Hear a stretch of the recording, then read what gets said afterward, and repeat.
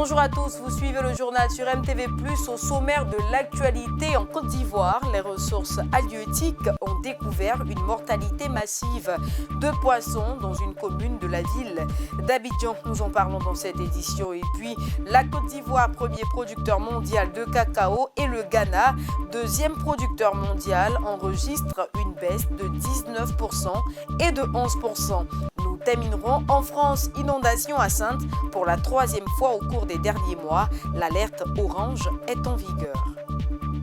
Bonsoir à tous et bienvenue. En Côte d'Ivoire, les ministres Sidi Touré et Assaoré Jacques ont effectué une visite sur un site abritant des poissons morts dans la commune de Koumassi, ville d'Abidjan. En effet, c'est sur la lagune ébriée qu'a été retrouvée une grande quantité de poissons morts qui crée une agitation au sein de la population. Les autorités n'ont pas manqué d'interpeller la population pour éviter la consommation des poissons issus de cette zone.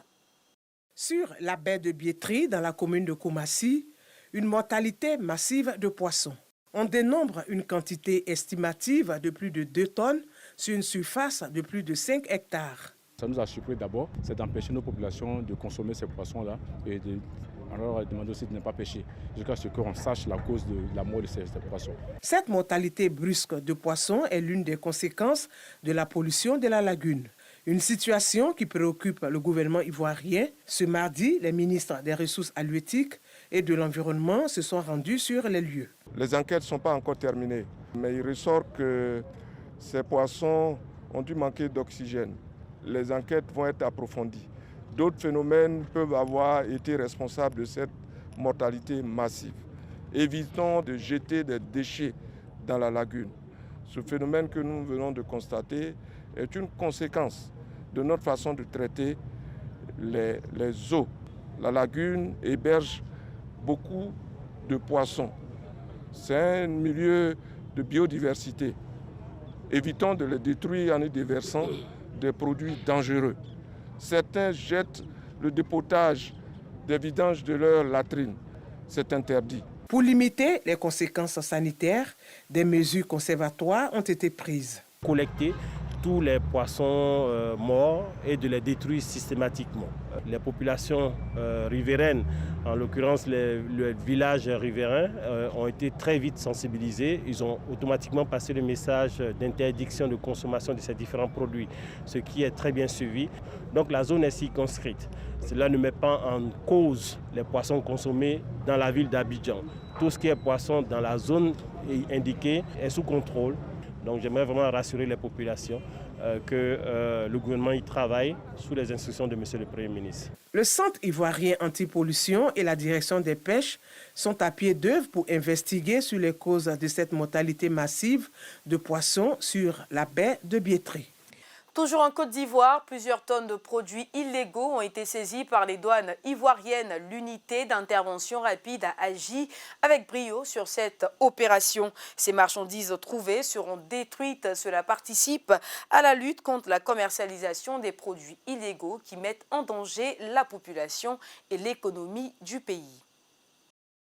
Yopougon, base de l'unité mobile d'intervention rapide en abrégé UMIR des douanes. Des agents en pleine opération de reconnaissance et de dénombrement de marchandises. Plus de 20 tonnes de produits médicaux de qualité inférieure et falsifiés, 240 kg de produits phytosanitaires et plus de 20 autres tonnes de marchandises diverses. Tous des produits illicites d'origine étrangère. Ces marchandises forment le contenu de ce camion saisi par les agents de l'UMIR sur une route reliant l'Indénu et Diablin à la région voisine de Lifou. Nous avons donc rédigé un PV que nous allons rapidement soumettre à l'autorité de sorte à ce que nous puissions déposer auprès de la justice une requête de confiscation afin d'obtenir une ordonnance de sorte à ce que ces produits-là puissent être détruits. J'invite les populations donc à dénoncer tous ces agissements-là qui sont contraires donc au développement donc de notre pays, parce que des individus de ce genre-là mettent non seulement en danger la vie des populations, mais également donc l'économie du pays. Ce mastodonte, les éléments de l'UMIR l'appréhendent en stationnement le mercredi 21 février 2024. Interrogé sur sa présence, son contenu et les papiers afférents à sa cargaison, le convoyeur avoue ne pas en détenir. Le camion est donc saisi et convoyé sur Abidjan. Restons encore un peu en Côte d'Ivoire. À la 14e édition de la Semaine nationale de la sécurité routière, un bilan routier s'est fait pour l'année 2023. Selon le conseiller technique du ministre des Transports, M. Étienne Kouakou, la Côte d'Ivoire a enregistré 37 accidents par jour en 2023 contre 41 par jour en 2022. Suite à ce bilan plutôt positif, M. Diomon Koné, directeur du cabinet du ministre des Transports, a ensuite sensibilisé la population sur les codes à tenir en situation de conduite.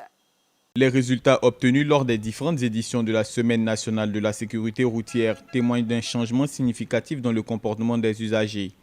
Selon Étienne Kouakou, chargé de la coordination des actions de sécurité routière, on constate une hausse notable du port du casque chez les conducteurs de 2 roues, tandis que le port de la ceinture de sécurité devient de plus systématique. En 2023, la Côte d'Ivoire a enregistré en moyenne 37 accidents par jour, en baisse par rapport aux 41 accidents quotidiens de l'année précédente. Les pouvoirs publics comptent mettre l'accent sur la sensibilisation au port du casque, à l'interdiction de l'usage du téléphone au volant et à la nécessité de réduire la vitesse. Donc chaque semaine de sécurité routière est l'occasion pour le ministère des Transports de sensibiliser les usagers de la route à la bonne conduite, à laisser les mauvaises habitudes, les mauvais réflexes, à faire en sorte que l'incivisme sur nos routes soit désormais un mauvais souvenir. Lors de l'ouverture de la 14e édition de la Semaine nationale de la sécurité routière, 800 casques ont été distribués aux usagers de la route dans le but de renforcer l'opération de sensibilisation aux bonnes pratiques en matière de sécurité routière. Je remercie encore les donateurs et puis je vous encourage, tous ceux qui vont avoir un casque, de le promouvoir. Parce que ça permettra de sauver beaucoup de vies et puis d'éviter que beaucoup de gens passent des jours, des semaines, des mois, des années à l'hôpital avec un handicap souvent permanent. Notons que la Semaine nationale de la sécurité routière est une composante essentielle de la stratégie nationale de la sécurité routière 2021-2025 mise en place par le gouvernement ivoirien. Elle est prévue pour se dérouler chaque mois entre le 3 et le 10.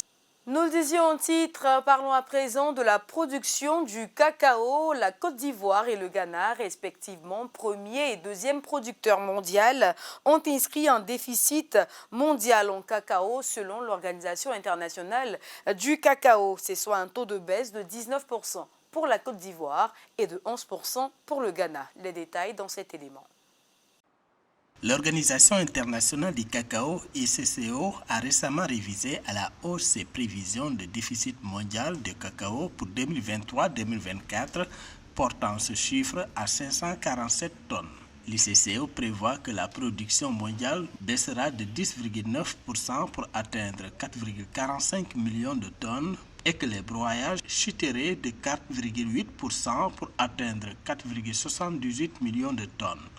La demande mondiale de cacao, quant à elle, devrait diminuer de près de 5% pour atteindre 4,779 millions de tonnes. Aujourd'hui, il faut quand même reconnaître que les pays africains commencent à transformer une partie du cacao sur le territoire et désirent être en mesure de contrôler les forces du marché.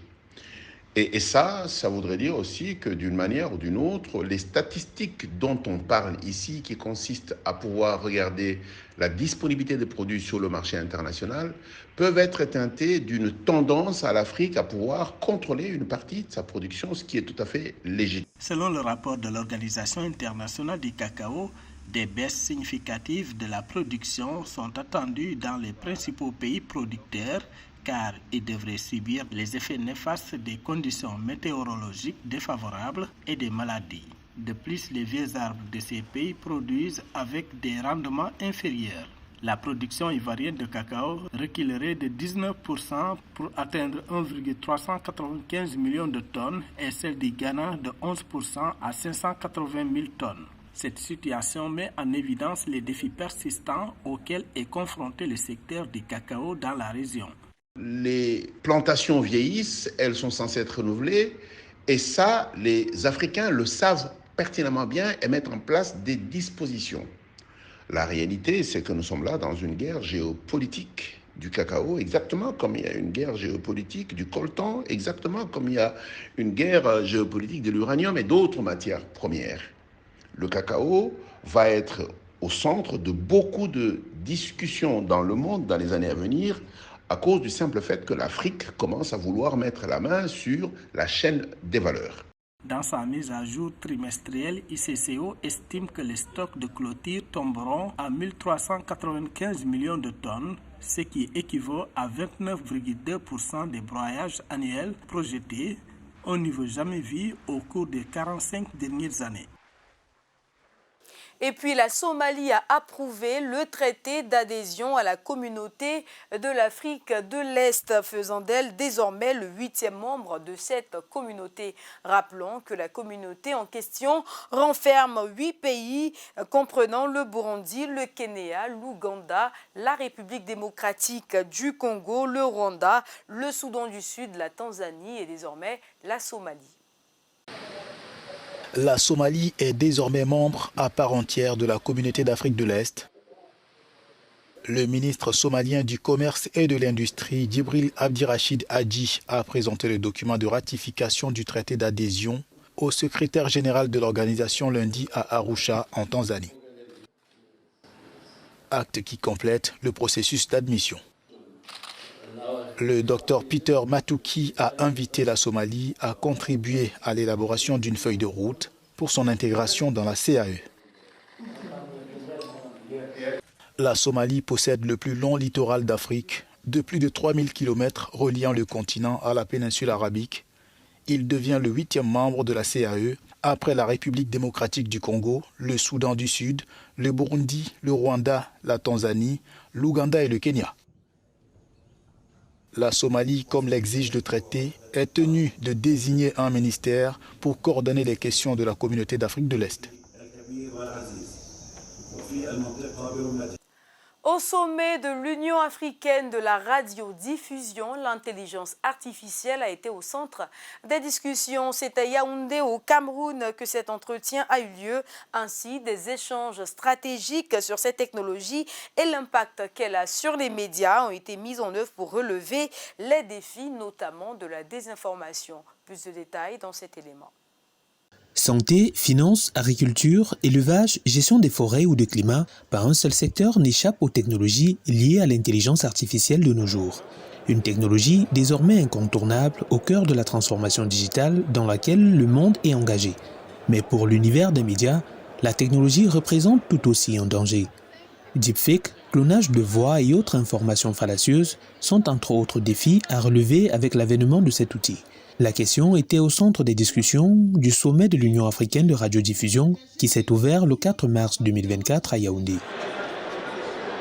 Les médias africains ont, sans plus attendre, pris conscience des enjeux et qu'ils s'engagent à une réflexion stratégique sur ce sujet dans le cadre de ce sommet international de Yaoundé.